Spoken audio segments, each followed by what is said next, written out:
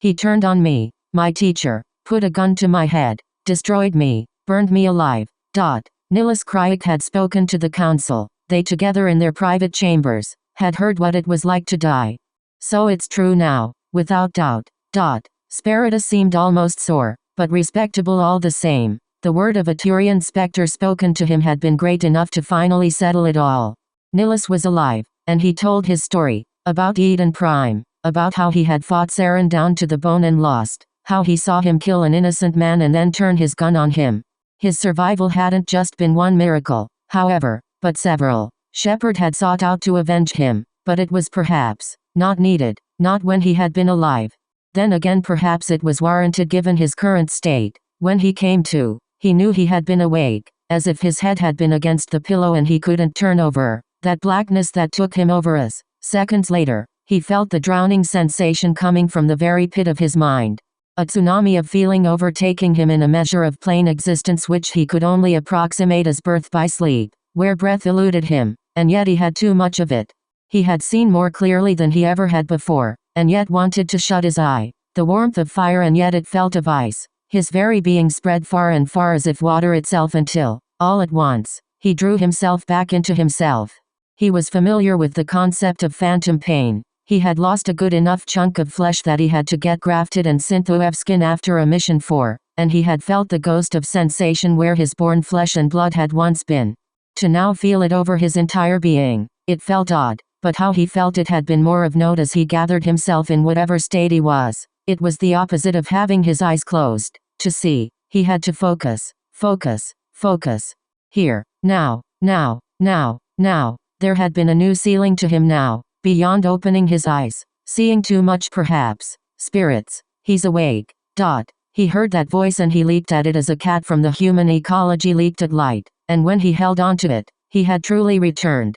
Simulated adaptive matrix, that was half of what he was now, standing, constrained, at least at present, on a pad borrowed from Avina. Nilis had been turned into synthetic life. A union between flesh and blood, and nodes and virtuality. Some would call him an AI. In fact, as he had come to and created his consciousness, he had called himself that. Though no, he hadn't been. Technically, he had been still Nilis. He was born. Just who he was now was just a trial to save his life. Whether or not he had been the same Nilis, well, he would have been skeptical either way. So his personality, at least, had survived the treatment they prescribed to him, setting an AI implant in the middle of his brain, using its matrices to fill back in the damage on his mind as sustained. Existential questions he didn't think he needed to answer as he awoke from a coma, outside his body, his point of contact with the world nothing more than a holographic display rigged to his body. The mind was so easy to project the image of an self, that the figure he became on that display had been himself, if not with a few inconsistencies. Just as he had seen so much more, he had thought so much more the second he had began anew, before the doctors in that room could speak to him. Flooding him, drowning him before instinctively he cut himself off, as if holding his breath. He could only let go once he had been cognitive of the fact he had been in the presence of his body, charred and mutilated, his head split open and his brain cleanly seen, wires and cybernetics being grafted on it. What's going on? Nilis, stay calm, stay perfectly calm. Nilis would have gone against the words of one of the doctors, slamming into a table, trying to touch his own body, but his hands, he had hands now, forming, moving, feeling, just like he knew he could, phased through. He was less than corporeal, and that's when the gears in his mind started turning. The rumors of yesteryear, the very affair before him. He remembered about Alec Ryder's experiments, the search for a synthesis between AI and organic life so he could save his dying wife. The specters were all briefed on it, just in case his research bore fruit. Ryder was ostracized, banished, both in the Citadel and in the Alliance, but yet his research survived, and now, they were brought to bear on Nilis. Days passed, feeling like years before Nilis sorted out a time dilation internally which felt right for him. He had different rules now, as illogical as it felt. He wasn't a body, something constrained by organic limits. He was a mind, unbound now, for the sake of his life. The doctors, and the council, explained the procedure, how his body was dying and so was his mind, stuck in a coma. The only way anyone saw was to iterate on Alec Ryder's research and sacrifice him to see if anything could be done. Long story short, transferred to the council archives, he was nothing more than a brain in a jar, connected to the same network that Avina had been, albeit actually intelligent. They had gotten rid of his body soon after he had awoken. He had no sense of smell anymore, but the doctors described the decay, and understood. He understood faster, better, than anticipated, or maybe he just had the headspace to recognize that, maybe, perhaps, this was better than dead. And try to think abstractly with this. It was mostly human doctors and scientists following up with him as he remained secluded inside of the private council dormitories, and even then secluded had been a choice word. He could go anywhere now. In fact, he was everywhere now. Still what we consider organic life, however, your life, your consciousness, relies on the neural repairs done by what we consider an AI. Our method of communication right now is no different, than using a QED platform. The human doctor went on as he spoke to the hologram that had been Nilus in his casual clothes, hanging loosely about him. He caught the image of his mirage, his physical self, in the reflections of a mirror.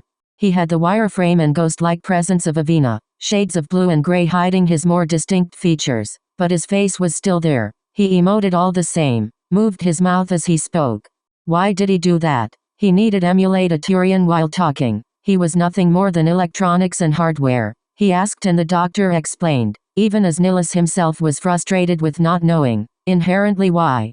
Your mind is still of a Turian, made for Turian biological and psychological responses. You may not need to say, eat, because your nutrition isn't necessarily tied to a digestive system anymore, but you need to do the motions, as if you were, I believe. This is also very new, as you can understand, but it's my best guess. Nilus felt the self he had in audience of that doctor furrow his brow, his mandibles clicking as he tried to take it in. He was everywhere at once in the Citadel, hooked up to systems meant for Avina, and then the broader extranet. If he tried, he could reach beyond through the network to the broader galaxy, but even thinking about it had made his head explode. Even containing the whole of the Citadel in his peripheral had already been a great mental strain. Are you telling me I have to conjure holographic food and shovel that in as if I was? We don't know, Nilus, but we cannot stress enough. You are still you. You are still organic, alive. They ran him through a debrief. Questions of his biographical history, personal questions even he had been surprised they had. Yes, he did briefly have a relationship in the Turian Navy with a fellow shipmate. Yes, he knew it was taboo. Yes, he did hide it from the council and Saren. He answered, and was evaluated. That fact they had been telling him that entire time he had come back. He was Nilus Krisic. You should have just let me die.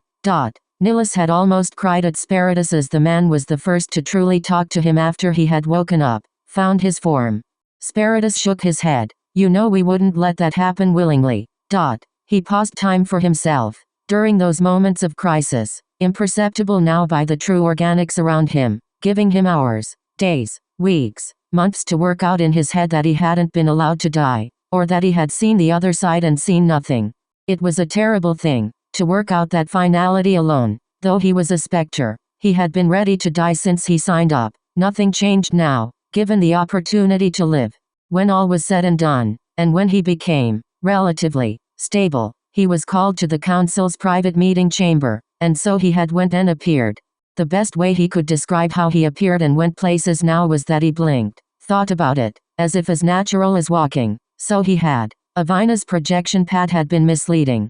He had actually been present of that entire, glassy and steel room, but the projector was limited to its circle, his physical projection constrained, but still handy. It gave the counselors something to look at, to concentrate. The same had gone for Nilus. There, he had told them the truth. As Shepard had said, he had viewed Shepard's trial, and her eventual integration, into the Spectres, recent events about the Jeth and investigations into Saren. A lot had happened in his absence, but it wasn't as if he hadn't already known, before he knew how to filter his processing. In those hazy first moments when they attached him access to Avina's network connections, a deluge of information was forcibly processed by him. He no longer needed a translator. For example, he had fully understood native Asari or Solarian tongue without it. I'm glad you're alive, Nilus. Tevis had said as they all settled, hearing what Nilus had to say, putting their doubts about Shepard, minus the Reapers finally at rest. Saren was a traitor that, even gifted with the processing power of an AI, had a hard time processing still. How is it, seeing the world through the lens of an AI? His holographic form flickered before he answered, his voice tinged, not only with Turian flange, but electronic. This was not his voice, but it was generated, approximated. It would take time for it to smoothen out. Overwhelming. He answered, this entire citadel, I can feel it. Can you see it all? Valorn folded one of his long fingers below his chin. Damn Salarian, Nihilus thought, always thinking about the intelligence implications. I can try, but if I do, it hurts. I can feel it hurting me to expand myself so far. His holographic avatar had only been able to touch itself, his hand touching own chin before palming his eyes. But if I take a step back, I can see everything in my peripheral, knowing I can turn to exactly where I need to be. Is it suffering? Are you in pain? Tevis asked empathetically. Turians, good Turians that is, paid no mind to pain. His gut reaction had been to shake his head once, quietly. I have to keep reminding myself I'm not a computer. He was not there, in front of them. He knew that they were there. He was taking in information from sensors about the questions they were asking him and thus responding, and for ease of use he had projected an avatar, but he was not, in the traditional sense, in front of them. Their presence to him was inconsequential to as much as every staffer in the council chambers had been present or the fact he was able to observe one of the C-Sec officers scheme a little red sand off the top in Station D9, or a couple record their sexual activities for austerity in another residential ward. He was everywhere and nowhere at once. The only thing limiting him had been what had made him flesh and blood. His understandings of focus were that of an organic man, and so he had to, or else he would think himself to death. Do you have a plan for me? His holographic projection showed more emotion than he had guessed, the counselors all reeling back for a moment before they looked to Spiritus to give an answer. Despite it all, Nihilus, you are still a spectre. Nihilus figured as much as a chair was generated beneath him and he sat in it, face in his hands. Who would think? Even after a death, the council still could assign them duty. Given your current status, we would advise you to stay in arm's reach, so to say. There were a lot of things to get used to process, now, for him. Though it was what he signed up for when he became a spectre, and so they were who his soul belonged to now, for the time being. We all good. Shepard had always been on edge whenever the Jeth were in contact without her on the ground, but there was nothing for her to fear as the two chiefs of the operator gave her a placating nod when the away team returned to the well deck. No one looked hurt, but still, she had approached Tali. She too had given Shepard a reassuring motion, unslinging the shotgun as Rex watched from the background, simply waving his hand off to tell her to give it back to him later. Well, all right then. Debrief in 10.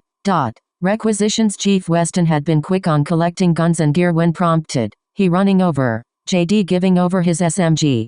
He had trusted the man to do the maintenance for him at least. Still, that left him open for a comment. Cute. He tipped his head at the smile on his visor before walking away with an armful of guns. JD had taken off his helmet, seeing that same swipe on his face as he looked up, only to see Mai look away from him. She had not trusted Weston on that measure, finding herself back in her corner as usual, JD following without choice. She had his back turned to him as she let her rifle down, ejecting its thermal clip for safety, the carbon built-up dusting off as Chief Adams grimaced looking at it float to the floor. She had known when he was there, placing her weapon in her locker as she turned around like a ghost, her black visor sucking in the light and reflections of reality, looking down on him. What she was thinking, feeling, had been beyond JD at that moment, but he had offered his helmet in turn for her to look at. That mean anything? Everything from her meant something. Every action of her holding some sort of purpose or need. Hardly a breath was let go from her without the need. Of all that JD knew of her for how long they'd been together, this meant something. Something that he couldn't dare guess. It had surprised him when, after a few moments of her staring silence, she had moved her hands to her own helmet, unsealing herself, the balaclava beneath showing more than the helmet could. A sign. She said once, her eyes squarely on his. He had looked away for a moment beneath the focus of her, retaining back as she had gestured with her fingers for his helmet. They traded in short order. A Spartan sign. The The weight of Mai's helmet in his own hands had been still surprising, he taking it into both as he looked at it as if a dismembered head. She nodded, her thumb ghosting that mark she made. Her eyes had softened for a moment, becoming half-lidded. Never had she done it. Never had she made a mark on someone quite like this. It's a private one. JD had looked up at her real face, even if her eyes were just offered at that moment. He tilted his head. It is used to display.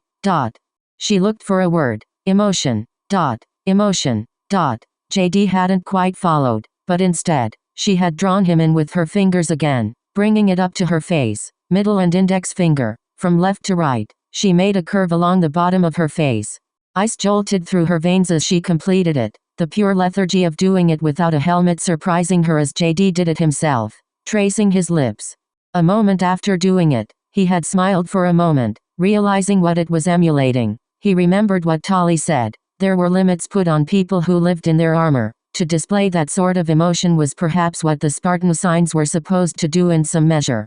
Not every Spartan had been like Mai, he figured, so broken down that she had been deprived of that base knowledge, though Mai had been his Spartan, the one he had been stuck with, at the very least.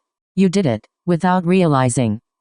Mai explained in a short burst, looking away as Shepard and Kaidan had already reconvened in the elevator, heading up. I was reminded.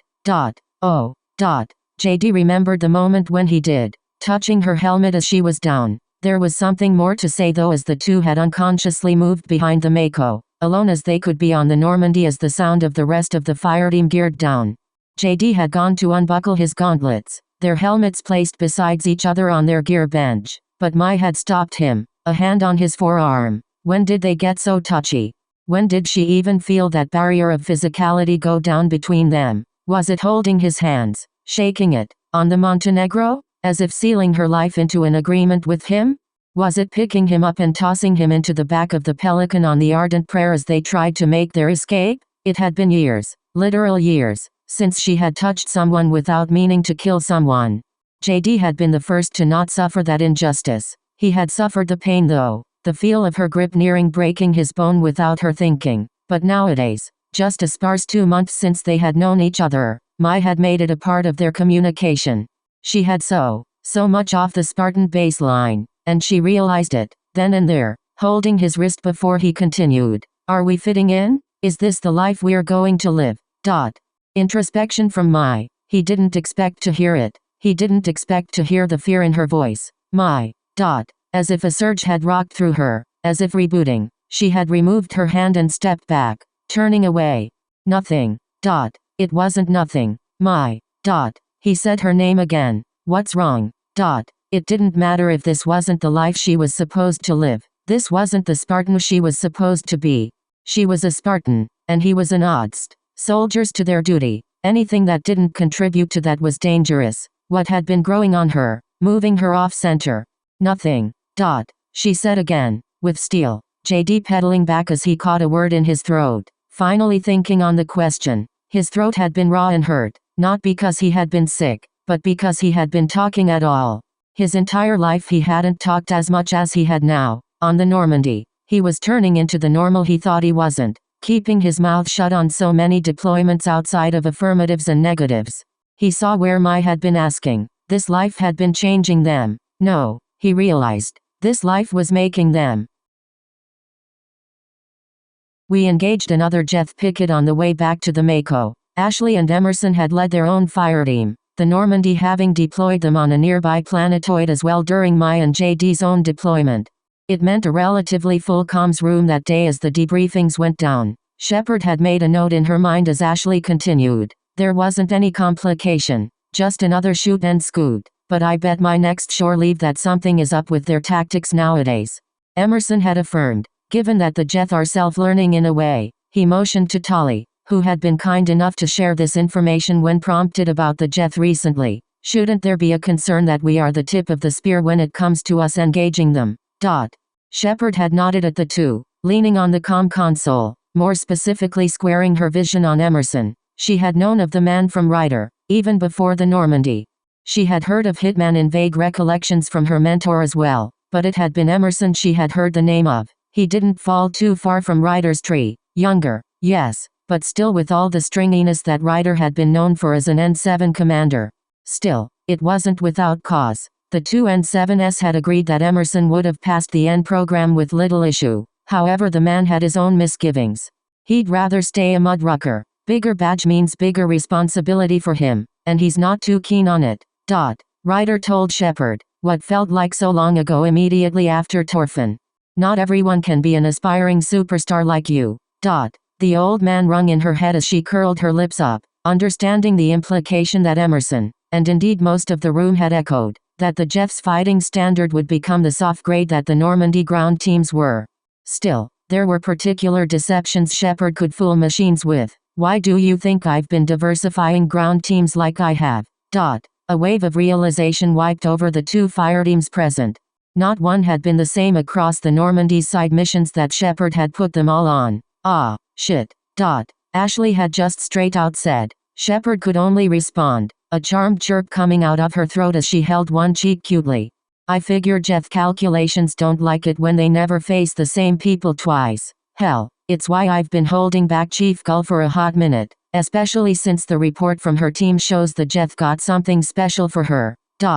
Mai had still been in her armor, then and there, the seat beneath her barely holding, though her helmet had been off, her balaclava left behind in the well deck. To see that particular combination, her head small in comparison to the proportions of her armor, it had made Emerson, for all his sourness toward her, pause.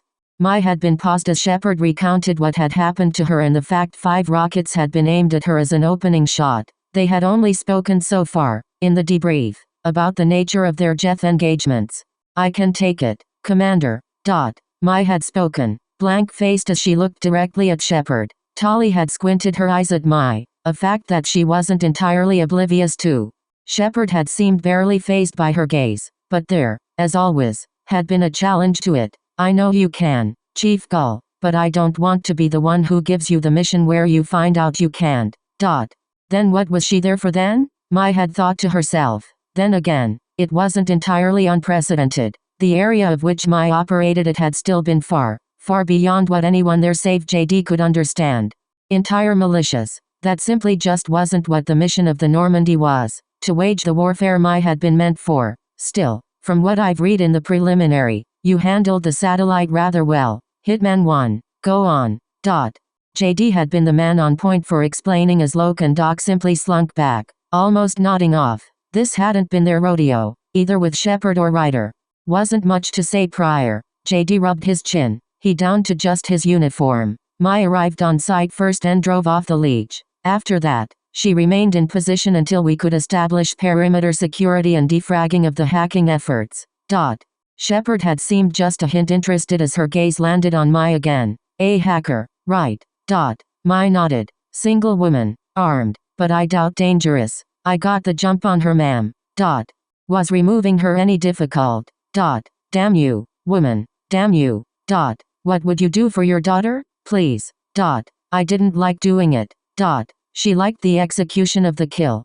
She liked it done flawlessly, effectively, without mercy. Perfection in her art was standard, all of it hostile, of murder and warfare and conflict that seemed so depraved and nihilistic. Mai reeked of that energy, even if she didn't say. To admit that she didn't like running off a hacker, the entire room rose an eyebrow physically, or internally as Mai blinked once, deciding to elaborate no further. She ran off a mother. How many times did she know what it was like to be on the other side? Memories. Memories she thought long destroyed in her mind had been brought forth, of a version of her that seemed impossibly smaller, holding the hand of her mother as a store owner screamed at her to get away from his trash cans, sheltering her from the hatred of that world. The pain of failing her daughter. Mai knew that look on Kelsey's face. It was the same bitter, angry, sorrowful look her mother had worn for so long. The face of her mother. What did it look like again? Chief Gull. Ma'am.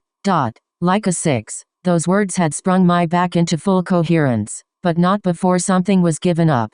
Something Tali and JD had noticed so intimately. Were there any other complications? No, ma'am. Cracks in the machine. Shining light through. Was it breaking? Or was something shedding its skin? Shepard had her reservations still, but if there was anyone to be mad about the nature of the 2 special master chiefs on her crew, it wouldn't be them. Not when JD seemed, by all accounts, a normal man, and Mai, within herself, had morality to contend with. Like she saw now, orders were orders after all, and the two seemed like the order-following type.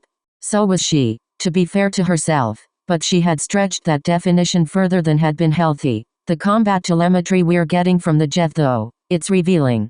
Tali had spoken up, still shy in this instance, but she had been coming into her own. My father, back on the flotilla, he specializes in anti-Jeth measures.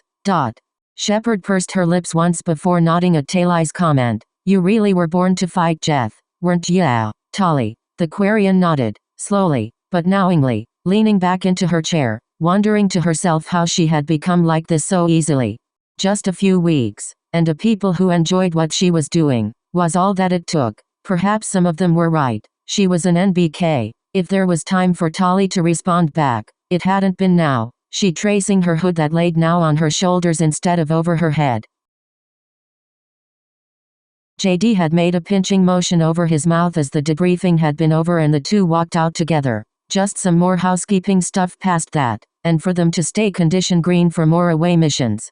It had been a pinching motion with all his fingers, a quiz, to be sure, in some way. Food. Eat. JD corrected Mai as she tried to guess, stepping aside to let the rest of the crew of that away mission through as Shepard stayed behind and sent off mission reports. Want to come with? She was out of her armor again, before the debriefing, down to her tech suit with her uniform over that. She considered the question, the answer, for a few moments, but those few moments had a new clarity to JD after the away mission. Tali's observances rang true, with the way her eyes seemed to burrow into him. To him, he had known how to deal with her harshness. She nodded once. Okay. It wasn't often that they did share meals at all. More often than not it was a correct assumption JD would share meals with Garrus or Tali, and, if warranted, with Kaidan or Shepard. It was easy to eat with Shepard. If anything, she would fill in the space he left with his own rather introversion to speech. He was a good listener, if anything. Garrus and Tali had been much the same way, enough to share themselves over a meal. Downtime. On the Normandy. Perhaps it had been consequence that they were, of all the aliens there, the most normal, but that had been their clique. JD saw it on every ship he served on. The social circles formed regardless of the shared uniform. Officers to officer, odds to odds. Flyboys versus tankers. Every had their group. On the Normandy, it was looser, but still they existed. Hitman would stay amongst hitman, and the crew would be among the crew. It was Mai that had been truly alone in her solitude, and admittedly, as JD sometimes drank coffee as Garrus went on during breakfast about one of his early detective cases, he forgot that.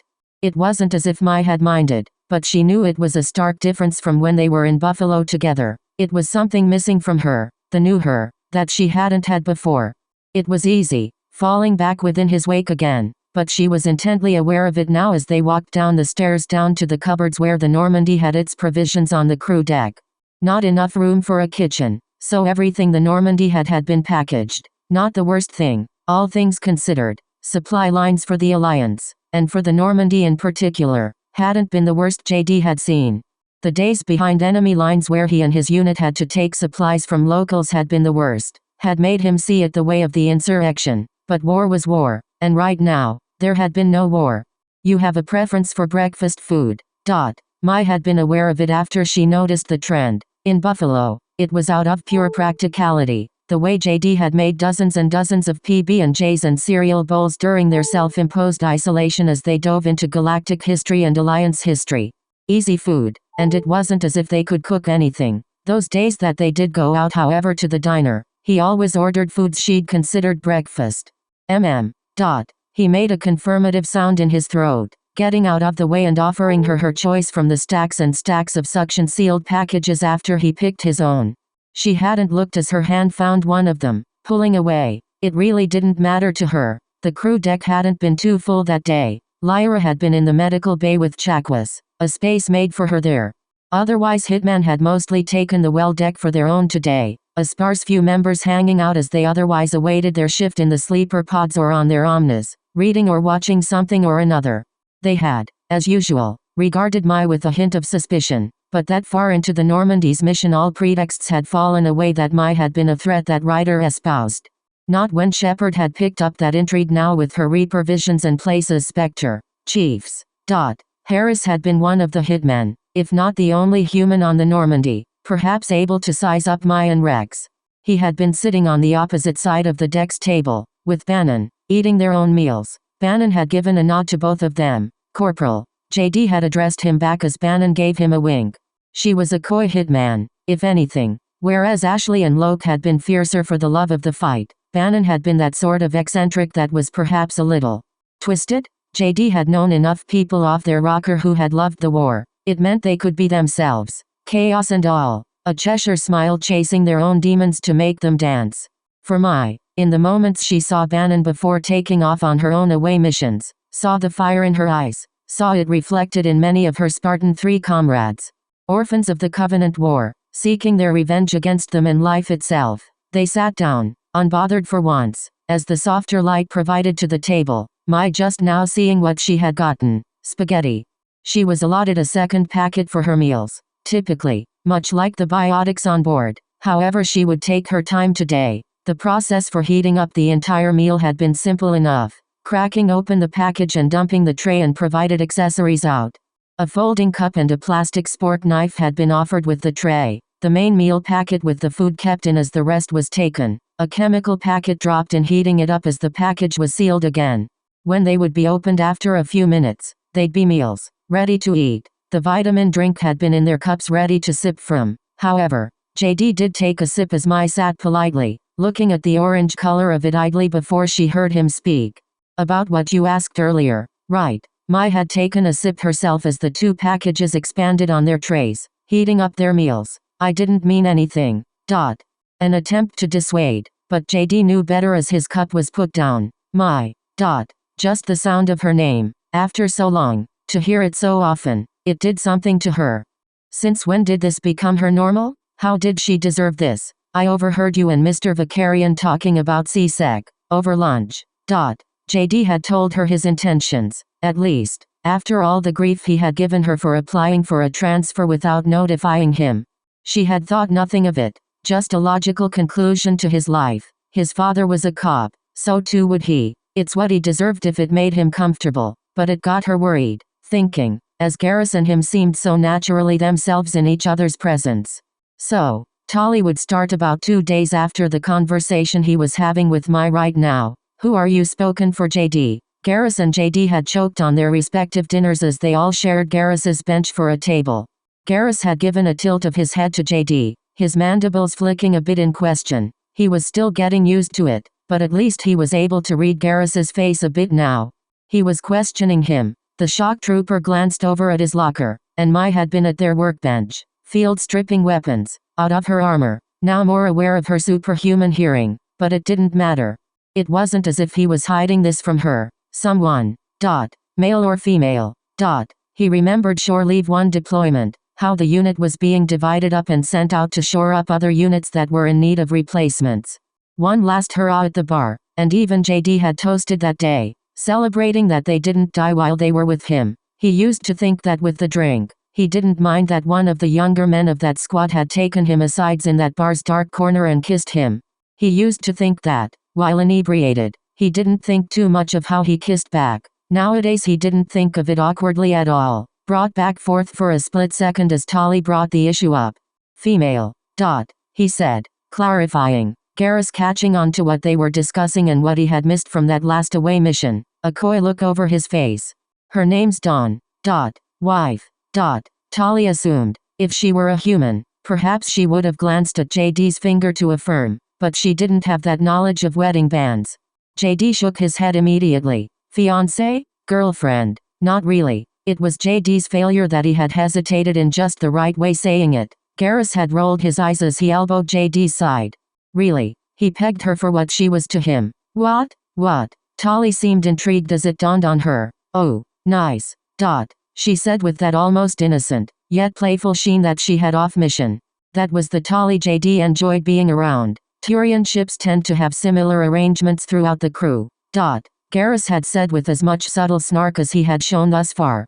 I admit, Shepard might run a rather loose crew, but it doesn't quite match the Turian Navy at times. Oh? Why is that? Garrus. Was that a tease in her voice? It was a tease, JD decided. It was a miracle the translator had been able to get the innuendo behind the story the Turian told. Tali leaning into Garrus as he told it as if they were no more than teenagers at an ill-supervised band camp. But having an audience like Tali and the usually unflappable JD had him really eager to tell a story about reach and flexibility. It usually happened after the fact, not before. JD said after it all. Shore leave. She wasn't military.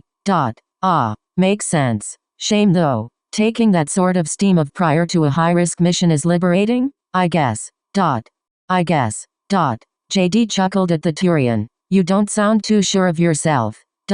Oh shut up. Don't give me that. Tali had been giggling at the thought of Garrus's impotency, but it was a joke that could only be made if they had been friends, and with the way JD shook his head and returned a smile to an over at Garrus, they had been. JD had finally been friends with aliens. Worried I'm leaving too soon. JD had chided as their lunch's packets let off some steam, deflating. Harris and Bannon had made their leave soon after, leaving the two alone. He had tried to play it off, but it bounced off her. You'd be leaving the military. There was no escape from it then. JD straightened his back as he really thought about it.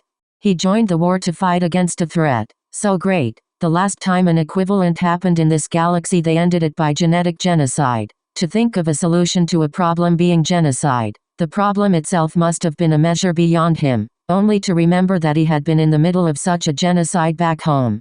Perhaps it was that inconsequential standing that did spur him to fight, that was missing in this galaxy, at least now. Even with the Reapers hanging over them, it was still an unknown that he left to Shepard to fully work out. Because I have the chance to do so now, does this not provide you what you need in life? Their meals stopped deflating, ready to be taken out to eat. Perhaps, he answered, but there's no wars for us, not the one I want to fight. Anyway, we can be at peace, and I think we deserve that. To deserve. One of her handlers used that word once, to describe what an encampment of insurrectionists she was tasked to take out had coming for them. They deserved to be killed. What did she deserve? She thought of it as the two of them removed their meals. A breakfast sandwich for JD, biscuits, an egg patty, and a sausage patty beneath that. A rather soggy pair of hash browns also followed onto his plate. Not really a plate meant for a spork, as he simply grabbed it and placed the sandwich down on his tray, letting it steam off a bit. Mai's meal had been a little more involved, letting the red and brown assortment of pasta and sauce slop onto the tray's main divot, chunks of beef intermingled as it steamed up. Her nose told her it was a savory meal, but she had stopped tasting food a long time ago. Her body was always like that, it felt, even before her training, her transformation.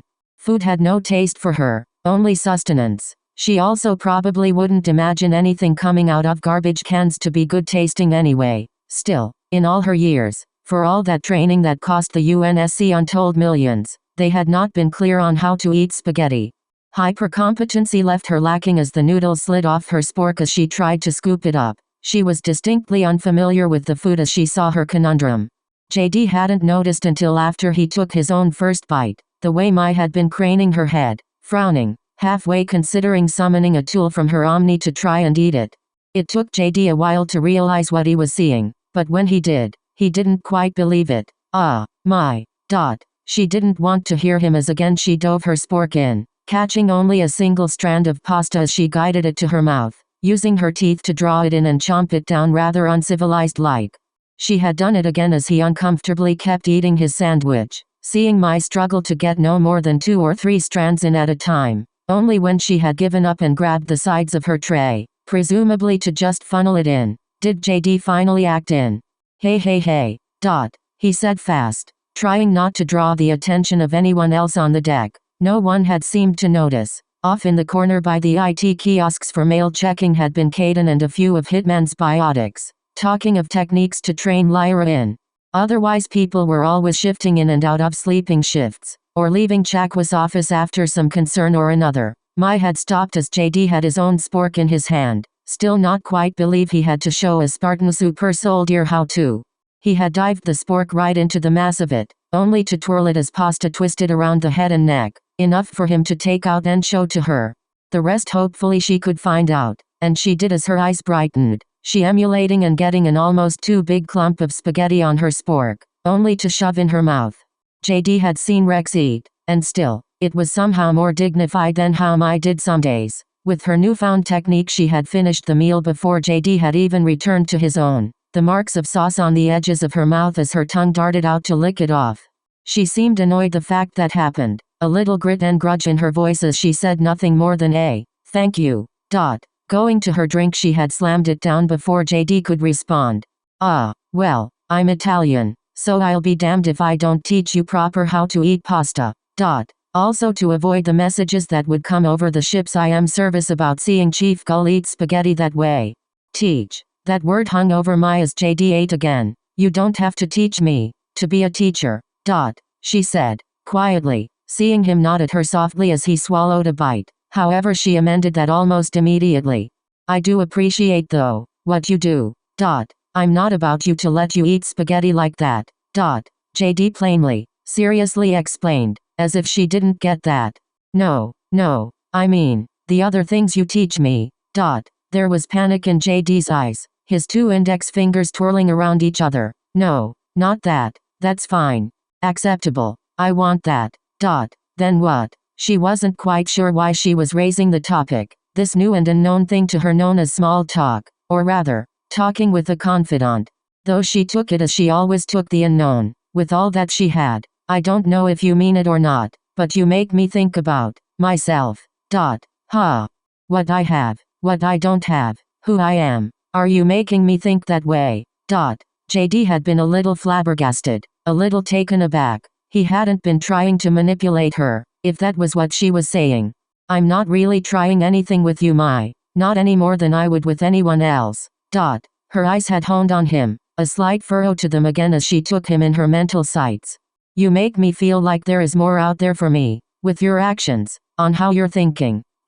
I'm sorry. The logic was confusing, but it was something that bothered her. It really did, and the only way she could articulate was in words like this. I don't want to know more. I don't want to be more. The way JD had spoken of the future, of his own plans he had that he never had before, it put things into perspective for her. Thinking the way he did, she was given an answer. There was nothing. But you deserve to. He had been holding his sandwich all the while, only putting it down now. You do. Not me. I don't think so. It's my decision, though. JD sucked in his teeth as Mai looked at him with those piercing blue eyes. They seemed sad, though she was right. It wasn't up to him, and he couldn't impose. It was true, that he did want her to change, to become more than what she was now, though that was true with anyone else he had been friends with, thought highly of. He understood there existed a certain connotation with that wish with Mai. I want you to be well, Mai. I treat you as such. Her hands fidgeted, putting her spork aside. Can I ask then, why you are this way with me? Because you have to. JD twitched his nose for a second, looking dead serious at Mai, insulted a bit, but his eyes became low, soft, almost sad. You have your moments, Mai. Two fingers, over his face, dragging a smile over it, a breath from Mai, the hint of amusement, of a laugh, that was new from her. JD immediately pegged as he emulated the language of Spartans. She didn't fight it, that feeling, that inexplicable feeling of seeing an oddst, a regular man, take one of the Spartans' most sacred signs and use it so casually with her. JD had barely heard it, but he heard enough as a smile spread across his face naturally. I want to be your friend, Mai, unless you don't want me to. No, Mai caught herself, a reaction that erupted from her throat as she even considered that thought. JD settled himself back, letting the words fall out of him. The truth of what he thought. I don't want to presume anything, but, well, there are some things you just need to know, to learn. That's what I have to help you with if I am your friend. Things you wouldn't have known with how you lived. Learn what? Where could he start? The whole of it, of you. You. Spartan B312. My Gull. Mai. Like Mai. Not Maygul. Like Ghoul. What was there of her beyond the rank? Beyond being a sin? Pain. The dirty underbelly of New Jerusalem. Something she was told to leave behind. The dirty underbelly of New Jerusalem. Something she was told to leave behind. And even if not.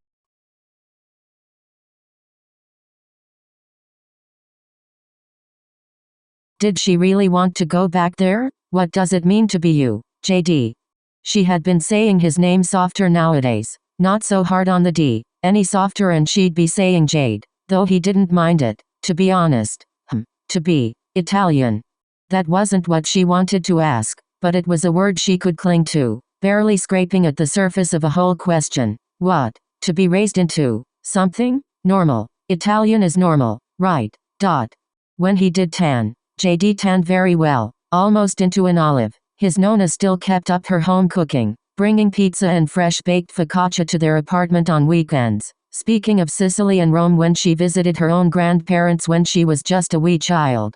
Stories of gladiators and of gods filling his minds as she tucked JD in. It was different, to him, than being signed his bedtime stories. When he asked Mom later, on how to translate to her what Nonna was telling him, she came up short. There was no sign for Spartan. JD shrugged. Yeah. Why? Where I came from. New Jerusalem. Race. Religion. Ethnicity. They were all so strong a factor. How people define themselves against each other. It's not really like that, is it? New Jerusalem. That world. Torn itself apart without the covenant. Only to be halfway glassed when they did come. A planetary crusade and jihad fighting against each other as peoples tried to claim a planet entirely for themselves. He knew the stories very well, and he remembered Shepard's vision, how violent and dirty and dark it had been. That was my birthright. Those type of things. My race. My culture. I mean, yeah, they helped me be me, but, JD chose his words carefully. They don't have to mean anything. I'm Arab. Mai looked down at her empty tray as she said it, the dull reflection looking back up at her, her fingers unconsciously ghosting the imprint of her necklace beneath her suit. But my mother believed in, I think, Buddhism. That is not traditional. A thought. Your father. Mai paused before answering. I was never exposed to him. Oh.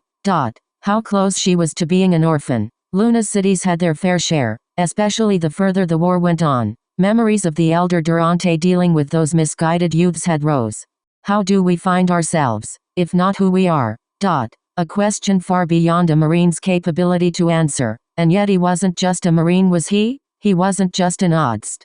He had a name, a life, a lover, a father and mother, dreams and nightmares, feelings, some deployments. All he had were a nickname. Greenie, new guy, Ishmael, rookie. Some of them lasted for so long, he thought to himself. Was that really all that he was? Just a guy named Rookie? No. He had dealt with this question before in his quietness, alone in his own thoughts. By other people. He answered. JD remembered them all. Captain David Janowski, leader of an Oddst platoon charged with defending Percy, his first Oddst CO. He died, somehow, leading a charge into the jungle against a brute encampment. He remembered, before the drop-in, he had taken him aside and told him, if you're scared, good, that means you value your life. Lance Corporal Misato Bando, combat engineer, blew herself up when hunters overran her position, hoping to take them with her. Her mother had breast cancer, and thus, by way of that, knew a few tricks about taking a nap in the field that she passed down to JD. JD had thought Mai was considering that answer, silence coming over her as she stared at him, only to slightly tilt her head, her hair drooping slight. It dawned on him that it hadn't been pondering. She was looking at said answer, manifest. Can you talk about yourself, JD? If I listen to you do it, maybe I can emulate. JD blinked a few times. He had let on details of his childhood, of his life before he became a Marine, bits and pieces, but nothing so plain, nothing so laid out that she could read. I mean, well, what do you know of me, Mai? How natural it was for them to be together, and yet to not really know each other. Yet there was that feeling of knowing each other anyway. Perhaps it was a survival instinct? Perhaps not. JD wished, if that was the case, that it hadn't been so dire. Her eyes glazed over for a moment, eyes darting downward at his hands before, a split second later, remained on his own eyes. Your name is Jonathan Jameson Durante. You're 26 years old. You're Italian American. Your mother was deaf and your father was hearing, so thus you learned how to communicate with both speaking and in sign. Your father served as a detective in the Circeum City Police Department and he died of food poisoning when you were 17. Shortly thereafter you joined the UNSC Marine Corps with an age waiver, and served during the defense of Percy, where you survived a glassing. Your mother died shortly after. After that you volunteered to join the Odds, and you spent the next 9 years. My. He had been taken on a roller coaster of a biography, all harsh and edged with unkind corners. She stopped. Is that really all you've gotten from me? My paused for a moment again before speaking. You had a physical friend named Don Harris on Cascade. Heat rose to his cheeks. Don's voice in his ears.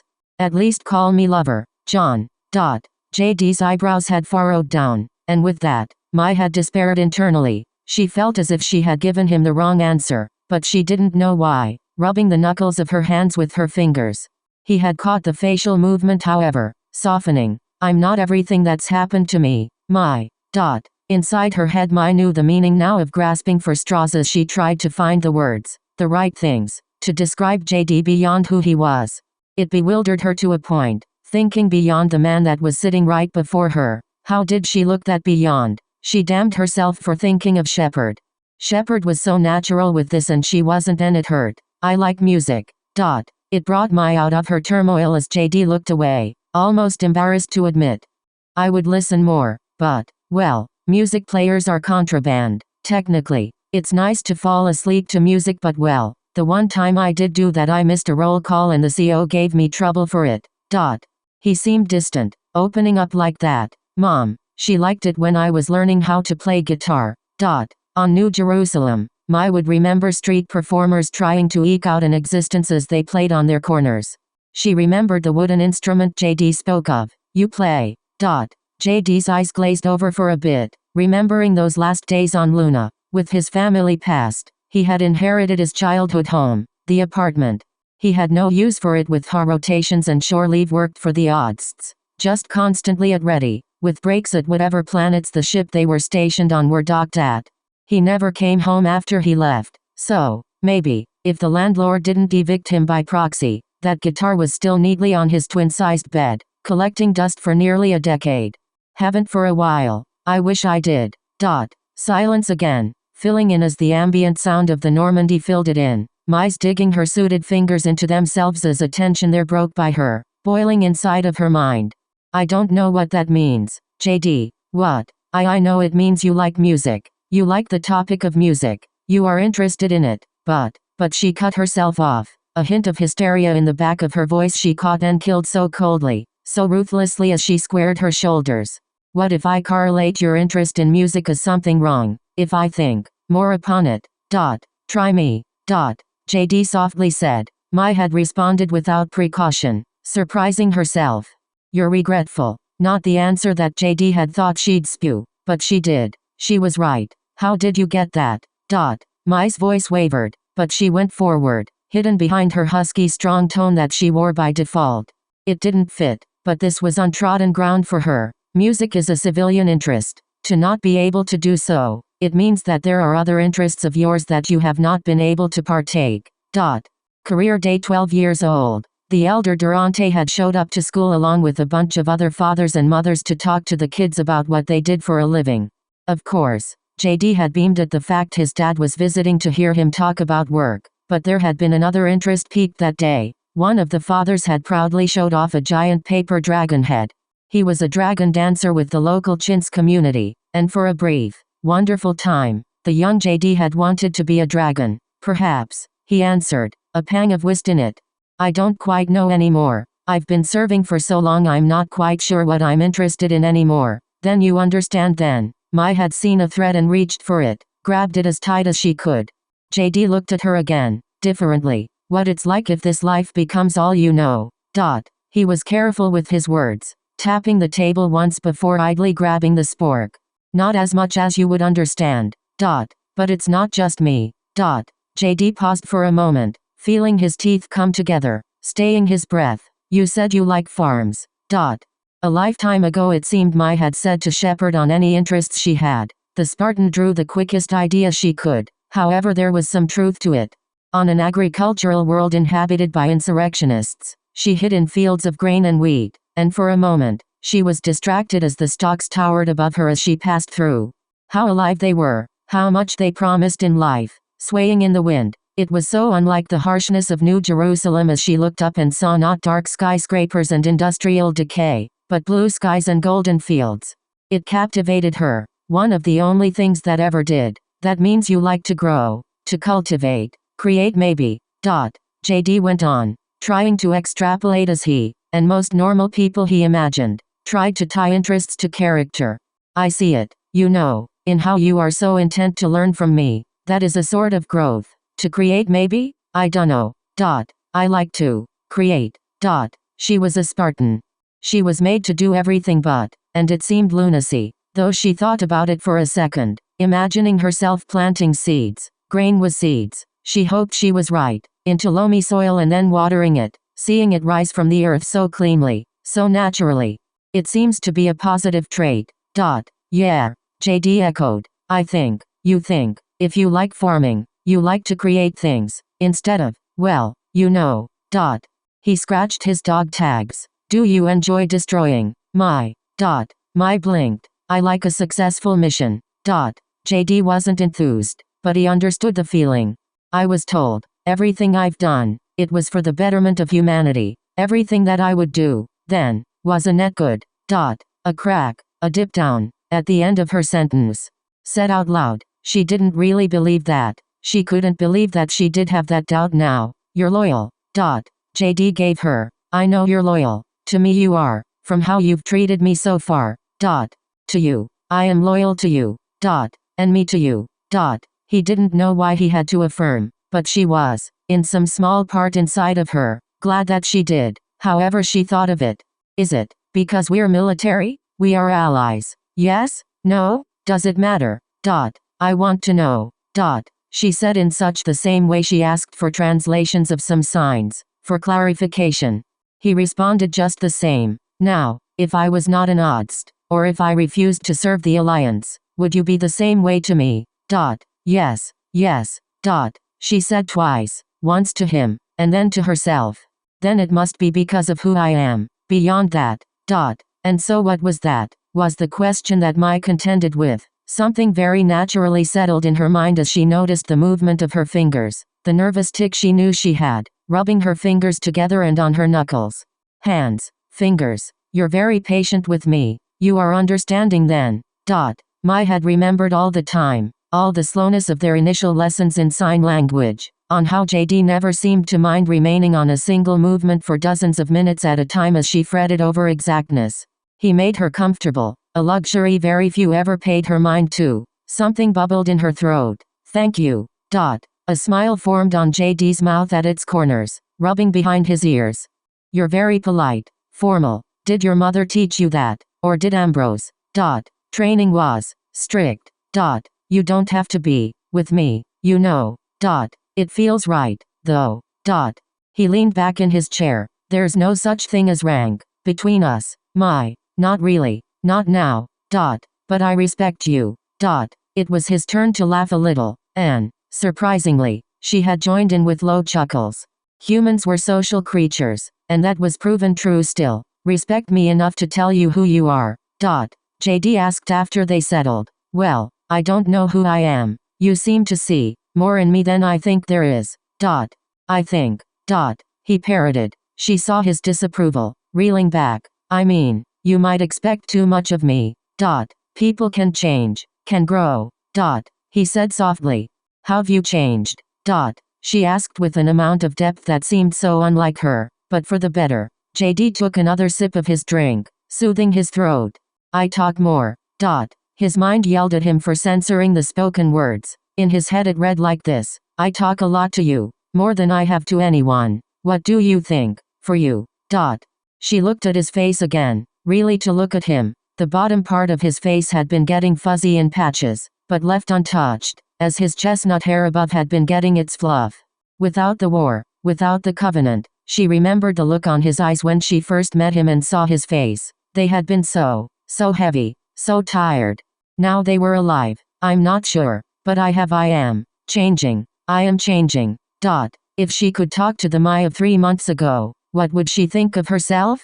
Disgusted? Disappointed? Or, maybe, just maybe, would she be glad of her? Maybe it didn't matter. Maybe the opinion she cared more for now was the man across from her.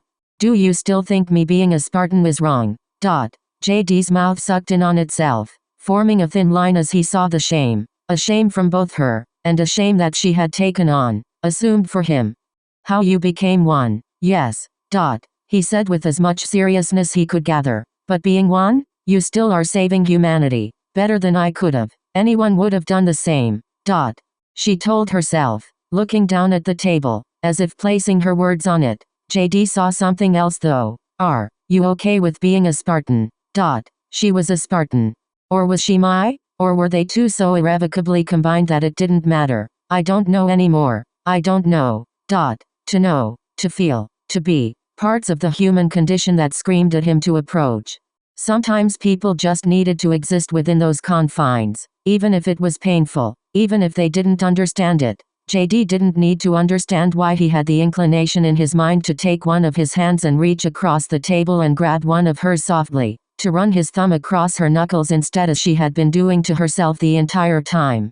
That's what his mind told him what to do, and how nice it would have been to do it, but he didn't. And my thought about how nice it would have been to remember her mother, the ghosts of her fingers in her hair, running through dirty strands as she sang in a language she never knew, comforting her to sleep through hunger pains and cold.